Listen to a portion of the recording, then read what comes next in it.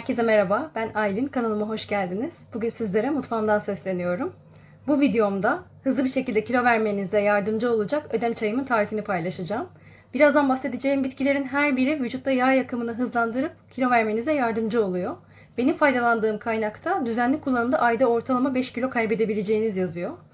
Gerçekçi olmak gerekirse verdiğiniz kilo miktarı bünyeden bünyeye değişmekle beraber benim tecrübelerime göre ayda minimum 3 kilo vermek mümkün. Tabi piyasada hazır satılan karışım çaylar var. Onlara neden yönelmiyorum? İçerisindeki katkı maddesinden ötürü onları kullanmayı tercih etmiyorum açıkçası. Aktardan kendim alıp evimde karıştırıp demlemeyi tercih ediyorum. Zaten yapımı çok basit. Birazdan bahsederken göreceksiniz. Hazırsanız hemen başlayalım. Vücudumuzdaki ödemi atmamıza yardımcı olacak bitkilerden ilki mate. Mate vitamin ve antioksidanlar bakımından çok zengin bir bitki. İçerisinde yağla savaşan matein etken maddesi bulunuyor.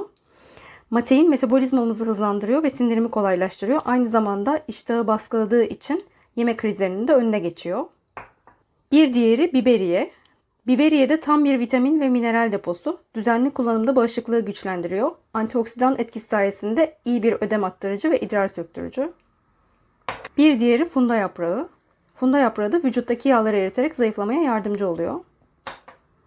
Son olarak kekik ekliyoruz. Kekikte vücuttaki ödem ve şişkinlik oluşmasına engel oluyor. Toksin attırıcı etkisi var. Hızlı bir şekilde incelmeye yardımcı oluyor.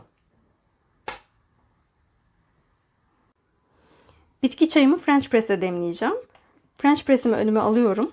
Bundan yaklaşık 2 fincan kadar çıkıyor. Zaten günlük tüketmenizi tavsiye ettiğim miktar 2 fincan. Tüm bu bahsettiğim bitkilerden birer tatlı kaşığı kadar French press'e ekleyip 85 derecedeki sıcak suyu üzerine ilave edip 15-20 dakika demlemeye bırakacağım. Eğer evinizde ısı ölçer ya da ısıyı gösteren nitelikte kettle'ınız yoksa, ki benim yok, kaynayan suyu 2-3 dakika bekletirseniz ideal çay demleme ısısına gelecektir.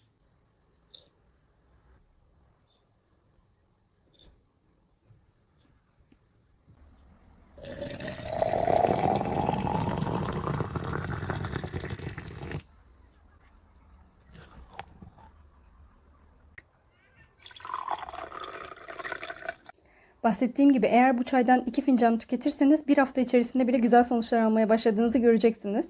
Eğer tarifimi denerseniz aşağı yorumlara yazmayı unutmayın. Eğer videomu beğendiyseniz beğen butonuna tıklamayı, bir sonraki videolardan haberdar olmak için abone olup zil işaretini tıklamayı unutmayın.